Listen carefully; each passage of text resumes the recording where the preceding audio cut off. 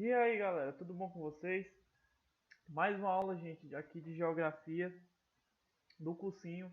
E dessa vez a gente vai tratar um tema, né, bastante cobrado no Enem, né, que é a questão dos domínios morfoclimáticos, né? O que é que isso significa? Primeiro vamos definir, né? Porque muita gente não sabe o que é esses domínios morfoclimáticos. Então vamos definir, vamos conceituar. Domínios morfoclimáticos, gente, são conjuntos de elementos naturais que formam uma unidade paisagística. Beleza, o que é isso? Como assim? Eu estou falando de vários fatores, vários elementos naturais que a natureza vai fazer para atribuir uma unicidade de uma paisagem, para formar uma paisagem, para aquele local ter uma, uma paisagem única, né? A sua característica. E qual é esse conjunto de elementos? Relevo, hidrografia, clima, solo, vegetação, tudo isso junto forma o quê? Um domínio morfoclimático de uma determinada região, beleza? Esse conceito, gente, ele foi criado, né, pelo o geógrafo Assis Absaber, né, por volta de 1960 e 1970, beleza? Então, como conceituamos, agora vamos. Quais são esses domínios morfoclimáticos no Brasil? Né? No Brasil a gente tem seis domínios morfoclimáticos: Amazônico, Cerrado, Mares de Morros, Caatingas, Aracárias e Pradarias, mais as faixas de transição, que não são considerados domínios, beleza? Então vamos explicar cada um deles e cada uma das suas peculiaridades, beleza? Primeiro, gente, é o domínio amazônico. A gente já pensa logo em Amazônia, né? Já em floresta amazônica. É isso mesmo. Eu tenho a floresta equatorial amazônica, né? A maior floresta do mundo, a floresta mais biodiversa do mundo. Muito importante na questão da absorção de CO2, né? Por que ela é uma floresta equatorial? Porque ela está ali próxima da linha do Equador e ela tem um clima o quê? Quente e úmido, ou seja, é, tem uma temperatura média ali de 23 graus, 25 graus, só que chove muito na Amazônia, muito, muito, a umidade é muito elevada. É constituído por planaltos e planícies, né? Planaltos são áreas mais elevadas, geralmente 300 metros acima do nível do mar, e planícies que são aqueles vales, né? Aquelas que são mais aplanadas e ficam nos vales das montanhas, que é o lá embaixo da montanha, né? Entre montanhas, aquele baixinho, e é mais aplanado. Esse domínio amazônico, gente, possui a maior bacia hidrográfica do mundo, que é quem? O Rio Amazonas, né? O Rio Amazonas ele só não é maior em extensão, né? O maior rio em extensão, quando eu falo em extensão territorial, é o Rio Nilo. Só que quando eu falo de volume de água, o Rio Amazonas é o maior do mundo, muita água mesmo. A maior bacia hidrográfica do mundo. Solo profundo, pobre em nutrientes, né? Tá, peraí. Você está falando que a Amazônia, a floresta mais biodiversa do mundo, com uma diversidade incrível, é pobre em nutrientes, o seu solo? Sim. E o que acontece para a Amazônia ser tão diversa? Essa diversidade não vem do solo, quando eu falo de plantas, né? Não vem dos solos, porque os solos são pobres em nutrientes. De onde é que vem? Como chove muito na Amazônia, tem muita matéria orgânica nas árvores, né? E com essa chuva, essa matéria orgânica vai caindo para o chão e vai se acumulando. Muita matéria orgânica no chão. E isso deixa o solo tão bom para ter várias espécies, né, de planta. É por isso que a gente diz que a Amazônia ela se autossustenta, né? Por isso que é tão prejudicial a ela você desmatar, porque essa árvore ela se autossustenta por causa da sua quantidade de matéria orgânica que é depositada no chão, né? Beleza? E lá, como eu falei, tem um clima equatorial, né, quente e úmido. Tem uma temperatura entre 23 e 25 graus médias e chove muito, muito mesmo. O domínio da Caatinga, algumas características: clima tropical semiárido, né, que é aquele clima quente e seco, ou seja, eu tenho muito poucas chuvas, né? Eu tenho chuvas irregulares. E para isso, eu tenho o que? Adaptação das plantas, né? Eu tenho plantas de características xerófilas, que é aquelas adaptadas a um ambiente seco, né? A gente vê lá na biologia a questão dos estômatos, né? Então, essas plantas da caatinga são as plantas xerófilas, que são adaptadas a esse clima semiárido. Solos rasos, né? Rasos, então não tem os solos profundos, ao contrário da Amazônia. E os solos são mais ou menos ricos em nutrientes, né? E também eu tenho rios intermitentes. O que é isso? São rios que secam com esse período de falta d'água, né? Que é o maior período, em uma média de 9 meses sem chuva, geralmente, sem chuvas consideráveis, né? Que a gente fala. E tem muitos rios intermitentes, que são aqueles rios que secam, que é o contrário de rio perene, né, que é aqueles rios que não secam. Com exceção, né, eu coloquei aqui a foto do rio São Francisco, né, da bacia São Francisco, que corta aí praticamente quase todo o Nordeste. Esse rio não é intermitente. O domínio do Cerrado apresenta quais características? Ó, eu tenho troncos tortuosos, raízes profundas. Por que raízes profundas? Porque tem muitos lençóis freáticos, né? E essas raízes elas vão atrás de água, né? Como a água geralmente está lá embaixo, aí elas são muito grandes, essas raízes. Eu tenho um clima tropical semi-úmido, também conhecido como continental ou típico. E o que caracteriza ele? Eu tenho chuvas bem fortes durante determinado período e eu tenho uma seca, né? Durante outro. Não é como no Nordeste, né?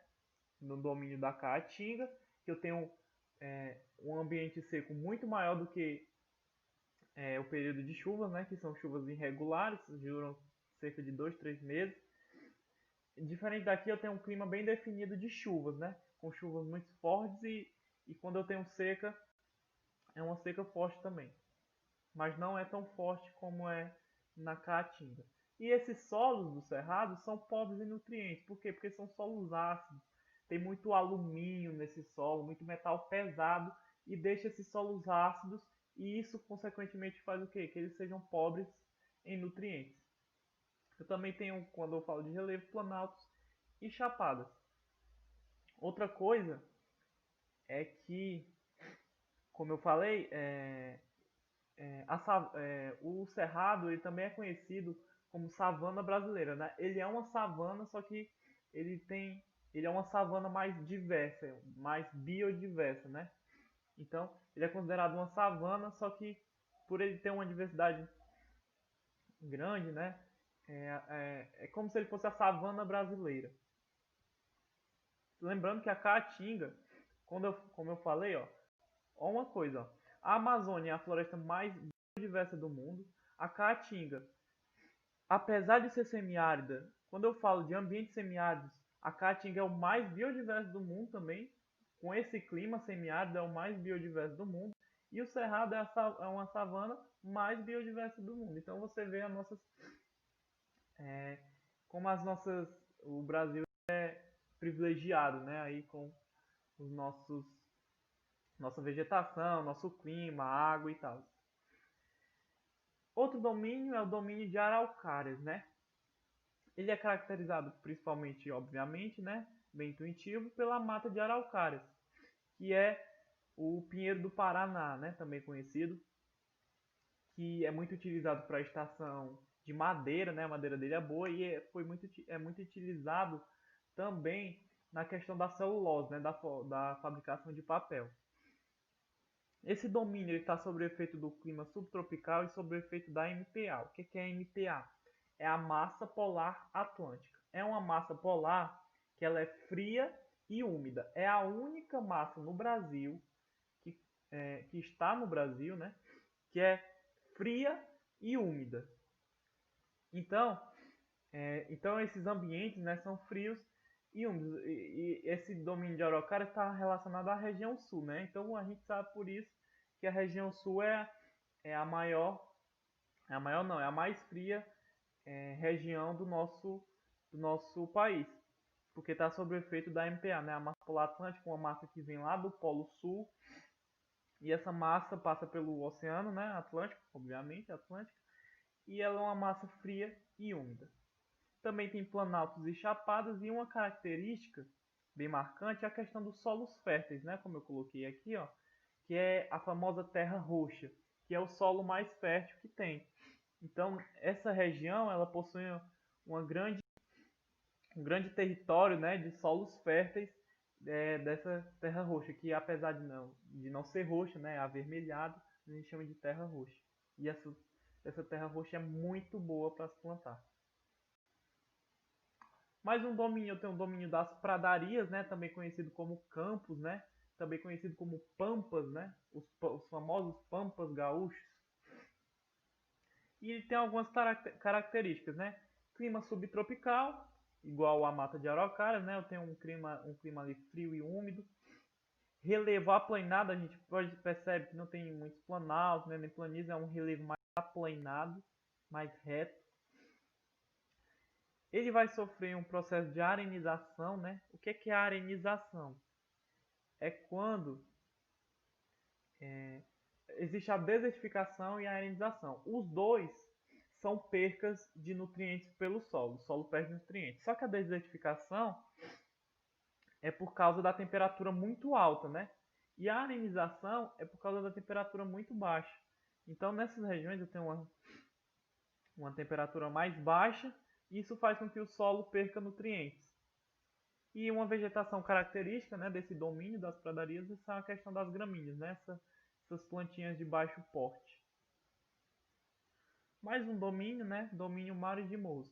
Aí a gente entra numa questão bem interessante. Se vocês perceberem, a gente agora, os domínios, eles tinham mais o nome, né, da vegetação característica. O amazônico, caatinga, cerrado, araucárias, pradarias, tudo vegetação. Agora, esse domínio, ele recebe o nome de um relevo. Por quê?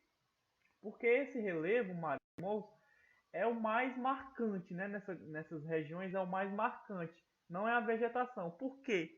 Porque a vegetação é de Mata Atlântica. E a gente sabe, gente, infelizmente a gente sabe que a Mata Atlântica ela já sofreu uma área desmatada imensa, né? Restou pouca coisa da nossa Mata Atlântica, né? Então não tem mais muitas árvores nesse local. E o que é que a gente acaba vendo? Esses morros, né? Que a gente chama de mares de morros. Olha o tanto de morro aí nessa vista, por exemplo. Por isso que eu falo de um relevo de planaltos serranos, né? Muitos morros, muitas serras. E um clima tropical úmido.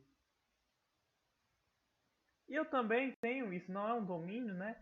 É as faixas e zonas de transição, que é as zonas de encontro de 2 ou 3 domínios. Ó. Por exemplo, as áreas de transição são essas áreas de amarelinha aqui. Ó. Por exemplo, aqui,